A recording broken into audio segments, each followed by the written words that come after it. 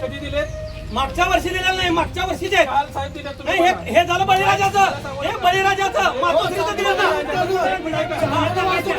मातोश्रीचं तीन आहे, बळीराजाचं बळीराजाचं आता दिलंय.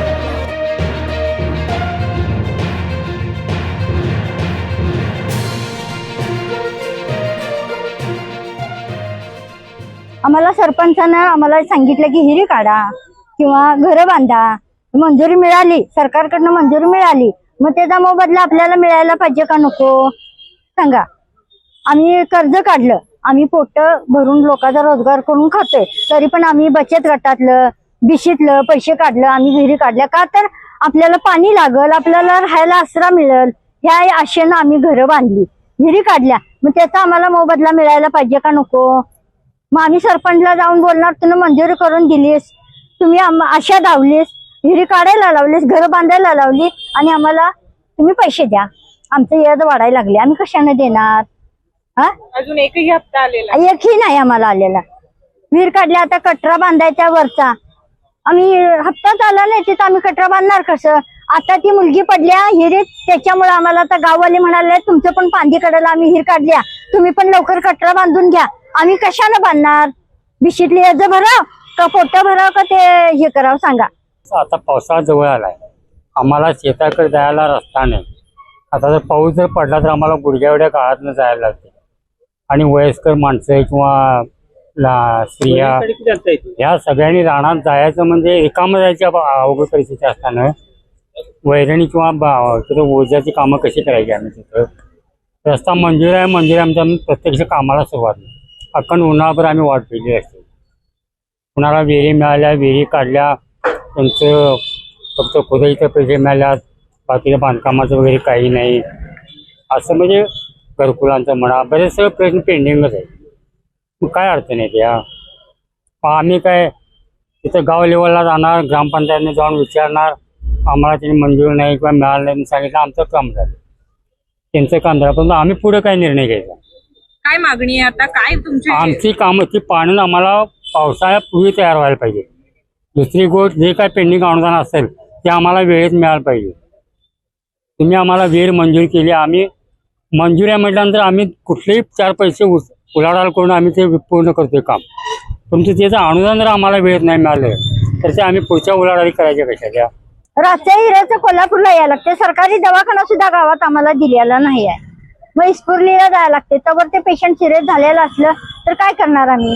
लोकप्रतिनिधी वगैरे कोणीही याची दखल घेत नाही, काहीच नाही घेत. मतदानापुरते येतात, मतदान करा मावशी, कुठेतरी डोंगरात असलो, कुठेतरी काय काय कामाला गेलेलं असं तिथं गाड्या पाठवतात. तुम्हाला तेव्हा पेट्रोल असते, तुमच्या गाडी डिझेल असते, आणि आता आम्हाला आम्ही पडझड चालली आमची, तिथं आम्हाला तुम्ही काय येत नाही.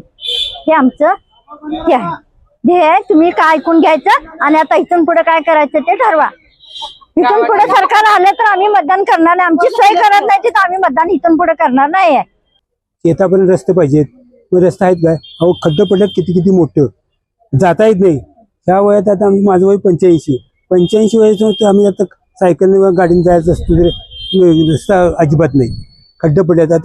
आता आमची भाऊजं पडली, ती माकडाला मोडलं, दवाखान्यात ऑपरेशन केलं. किती पैसे खर्च झालं आणि रस्ता करतो काय केलं तसं. आता 3-4 वर्ष झाली रस्त्याचं काम चालू करायचं असं म्हणून गेलं आणि तिकडे अजून कोणी बघत नाही. मी अनिल शिवाजी मुळीक, दर्याचे वडगाव माजी सरपंच. आज या ठिकाणी करवीर तालुका पंचायत समिती या ठिकाणी रोजगार हमी योजनेअंतर्गत जी वडगावमध्ये कामं होत होती, गेल्या 2 वर्षापासून या कामांना मंजुरी दिल्या जात नव्हत्या आणि मंजूर कामांची मस्टर काढली जात नव्हती आणि मस्टर जर काढली तर त्या मस्टरांचं मजुरांचं पैसे मिळत नव्हतं.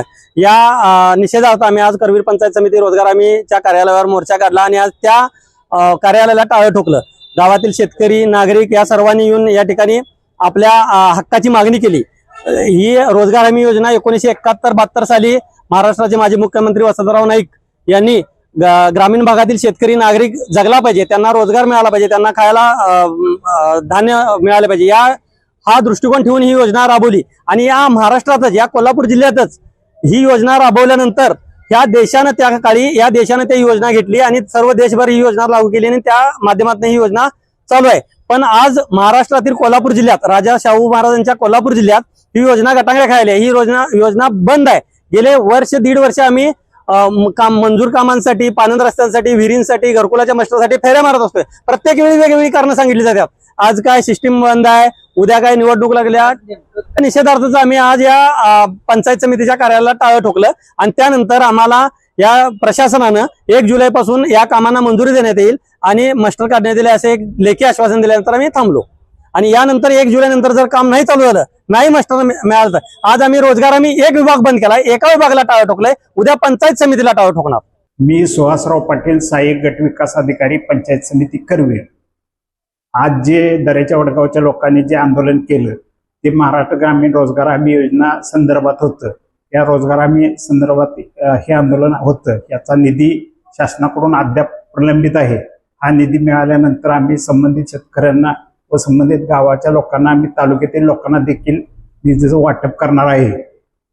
31 जुलैपासून विकसित भारत ही रामजी योजना चालू होणार आहे. या योजनेमध्ये मागील जी प्रलंबित कामे होती त्या सर्व कामांचा समाविष्ट त्या 31 जुलैच्या कार्यक्रमात आपण 1 जुलैला जो कार्यक्रम चालू होणार आहे त्या कार्यक्रमात आपण समाविष्ट करणार आहे.